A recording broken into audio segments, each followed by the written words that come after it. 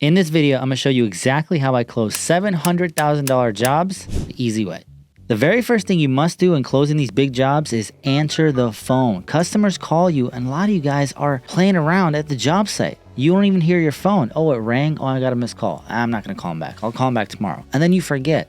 That's how you lose jobs. And if you do get a missed call, always call them back immediately. What I used to do when I first started is I would drop everything. Whatever, unless I'm with another customer or something really, really important, I would drop everything and answer the phone. I'm in the middle of a restaurant, Apple Landscaping, how can I help? What can I get information on? This is Tigran. Whatever the pitch is, find out what it is. And most of the time, it's garbage. Most of the time, it's robocallers. Most of the time, they want lawn care. It doesn't matter. The quicker you answer the phone, the faster you get that thing off your plate. But if you don't answer the phone, you just pile another thing on, then you're like, oh, I have to do this, I have to do this, I have to do this. And then you forget. And then guess what? No money, no jobs, bankrupt. And when a customer calls you, you book an appointment immediately. What I like to do when I first started, especially, customer calls, hey, I'm looking to get some pavers done, 2,000 square feet, blah, blah, blah. No problem. When are you available, Mr. Customer? Hey, I can come meet you on Wednesday, Saturday, whatever it is. How about in an hour? Are you available today anytime? Wow, I didn't think you guys would be that fast. Yeah, I can meet you in an hour. I'm home right now. Cool. I'll be there. I'm on my way. I'm 30, 40 minutes away. You show up, boom, early. You start measuring, meet them, shake their hand. Obviously, you're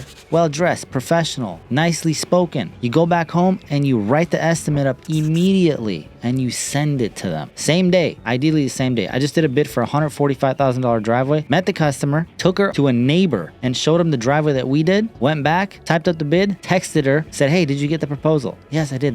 Thank you. I'm gonna talk over with my husband. Great, done. And after you book the appointment, great thing to do is send them pictures or videos of jobs that you've done in the past. This is why I started YouTube. I was like, man, customers don't believe that I can do these jobs. So I used to send them videos of other job sites that I completed very similar to theirs. That would delete the doubt that they have in their mind of me being a young buck and them trusting me with $150,000, $200,000. Now we're gonna go to the job site to see what you can do at the appointment. How to dress. We're going to start from the bottom and we'll work our way up. Now, a lot of you wear these big clunky boots. I mean, it's okay if you're a construction worker and you're going on the field and you got boots on, but ideally what you want to do is not be a construction worker and you want to be a salesman. So what I like to do is get some nice sneakers. I like to get black ones because when they're dirty, you can't really tell that much. And when I need to wash them, I just take them, I put them in the washing machine, and I don't put them in the dryer and I don't put them in the sun. I just let them dry because they shrink. Next is pants. You should be investing in a nice pair of pants. When was the last time you threw away pants because they're too old? That's got to be like 10 years of pants wearing. Go out and get yourself a nice $200 pair of pants, something in Nordstrom's, maybe Page, or one of those nice Levi's. I don't know. You can figure it out. And then get yourself a nice shirt. I have 30 of these. Okay, this is an all cotton shirt. It's made by Tommy John. Each one of these shirts is like $60, which sounds crazy, but it's a write-off. I have 30 of these, so I spent almost $2,000 in shirts. Plus, I had to do all the letters and stickers to put my name on it. And then in the back is the Applewood logo. Now I'm professional. Now I'm clean cut. I show up to the lady's house. Hey, how you doing? And then boom, deal closed. And then this is just for the winter time when it's a little cold. And of course, like everyone knows, my famous hat. Stay out of the sun. I don't want to get roasted. Sun is good, but not for 10 hours a day. This is available for sale somewhere down below.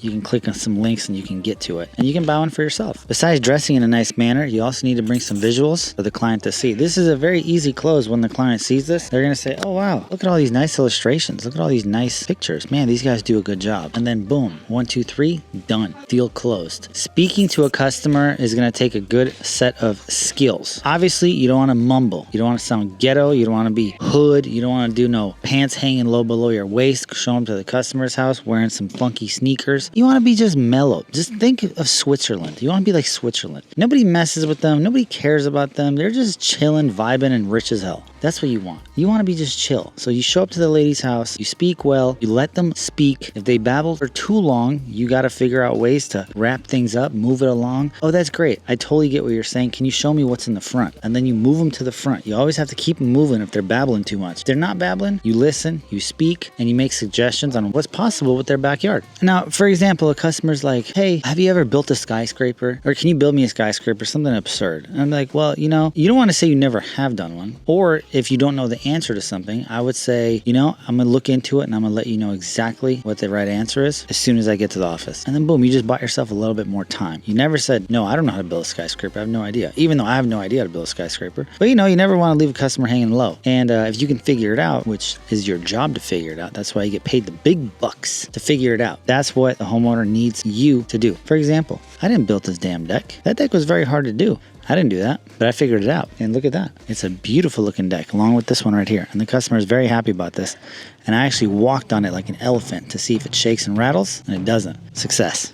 And right after you do the job walk, you figure out all the measurements. Maybe you have a blueprint. Maybe you have measurements that you took yourself. You want to get those numbers to the customer as soon as possible. Now, if your as soon as possible is a week, that's not good enough. For very, very, very large jobs, this is almost a $500,000 job. We got this bid to them in 2 days because there was a lot of fine tuning. We did the first rough draft, we bid on it, and then I went back with a fine tooth comb and then dissecting everything and figuring it out. So you got to just chop. You don't want to be snail boy and lose a job. You want to get to the deal, get the customer the right numbers, and then wham, secure it.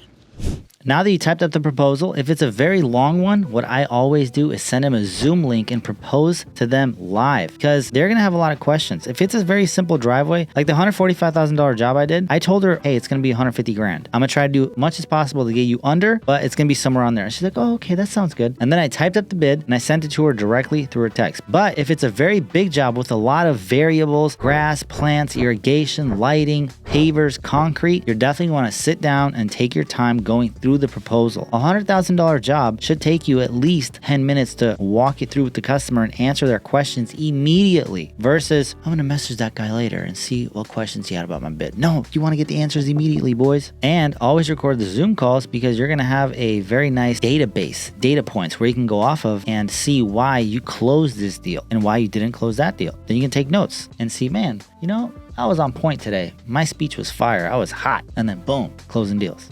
Let's take an example of the customer I sent the proposal to. I'm going to text her right now and say, hey, did you speak about the paver driveway with your husband? Do you guys have any more questions? What else can I do to help me close the deal? I want your job. I have no problem telling people I want their job. I want to do the work. I got no problem in that. You guys might, but I don't. Too desperate? I don't think so. I'm just committed. I want the job. I'm the best person to do the job. My team is better than anyone else. I'm delusional. But so what? I want the deal. And you have to be sold on your product. If you're not sold, like look at Apple. Apple doesn't think there are better phones out there. Apple knows this phone right here is the best phone ever. They're convinced, they're brainwashed. And that's how you have to be about your product and your business. You have to brainwash yourself to know you're the best, but you actually have to deliver. If you don't deliver, guess what? Bankrupt. A great way to increase sales in your business is upselling. So I closed a proposal with a customer for $40,000 and I just saw that their driveway was just so beat up. And I asked them the first time, I said, hey, what do you guys think about replacing your driveway? It's not going to be that much, like $8,000. Oh no, Tigran, we don't want to, we're done at $40,000. We don't want to do this. And I asked them again, they said, no, we don't want to do it. I asked them on the phone and in person, I came to them, I said, guys, can you come outside for a second? I just want to show you. I'm not trying to sell you. I'm just literally trying to make the product better because I've done this hundreds, if not thousands of times. We've installed landscapes. And remember the sidewalk? They had a concrete sidewalk that I convinced them to take out and replace with brand new pavers. And they're like, yeah, this is so nice. I'm like, remember when I convinced you to take the sidewalk out? It wasn't for the money. It's a better product. Don't you think it's a better product? Yeah, we're so happy about it. You were right. It's the same thing about the driveway. Do it now, get it done. That way you're finished. And they're like, well, how much is it? I sent them a bid for $50,000 total. And they're like, well, you know what? We thought about it. Let's do it. Easiest way to increase another $25,000. And I'm not trying to sell them. I'm not being unethical. I'm literally saying your driveway is beat up. We're going to come back sooner or later anyway. Next year, 2 years. Let's just do it now so you're done. We don't have to come back. You're finished. They agreed. Close the deal. After the job is done, what I like to do is provide some kind of simple gifts. Maybe they like wine, maybe they like chocolates, maybe they like Starbucks, whatever it is. Just give them something for 20, 30, 40, 50 bucks. Client, if you're doing a job for $100,000, maybe get them a nice $150, $200 bottle of wine. Camus is ideal, something like that. Something nice where you give to them and say, thank you very much, appreciate you guys. And that's pretty much going to guarantee you get a nice review. And you can ask them, like, hey, really appreciate working with you. It was great. It was fantastic. I'm glad you're happy with your project. He's a nice gift for me to break in the landscape. Please leave me a review. And this is how I would ask a customer for a review. This is very simple. I've done this many times. So I would say, hey, how was the experience working with me and Applewood? Oh, Tigran, it was great. There was a couple of rough spots, but you guys pulled through this and this and this and this. It was a little bit more money than I thought, but I added a bunch of stuff, yada, yada, yada. Great. Would you have any more feedback for me? No, I think we got everything dialed in. I said, okay, awesome. I said, now, how did you find me? And they're like, well, we actually found you through the internet. Which one? Google, Facebook, Yelp? It was Yelp. And when you were looking on my Yelp page, what did you guys see? Like, oh, we saw all the good reviews. Okay, great. It would be very nice. It would be the biggest thank you in the world from you is if you could leave me a review so other customers in the future can see your review and say, you know what? This guy's the right one for me. That would make me the happiest camper alive. Okay, yeah, we'll do that. I'll get my wife on that. Okay, thank you. Appreciate that. And then you give them a bottle of wine or a chocolate or a gift card to Starbucks, whatever. But if you don't have a good relationship with the customer, I wouldn't even mention reviews. I would say nothing. Some customers have been a nightmare for me to work with because we just didn't get along. They're just pain in the butt. I say nothing about reviews. I just want to finish the job and get out of there. See you later. No gift, nothing. Peace. So this channel is something that we're trying very new. It's going to be strictly business, all the boring stuff really, just the back end, leads, follow up, all that stuff that is not really entertaining, but you guys need in order to grow your business because it's very good info. It's just a little bland, but that's what we're here for. I'm gonna show you all the ropes, all the things that we've learned. It's not all about buying an excavator and getting a machine and getting a 350 truck with dually stacks, blowing smoke, pulling a trailer. All that stuff doesn't pay the bills. What pays the bills is all the boring stuff. And you guys need to learn all the boring stuff in order to have all the cool stuff. See you next time.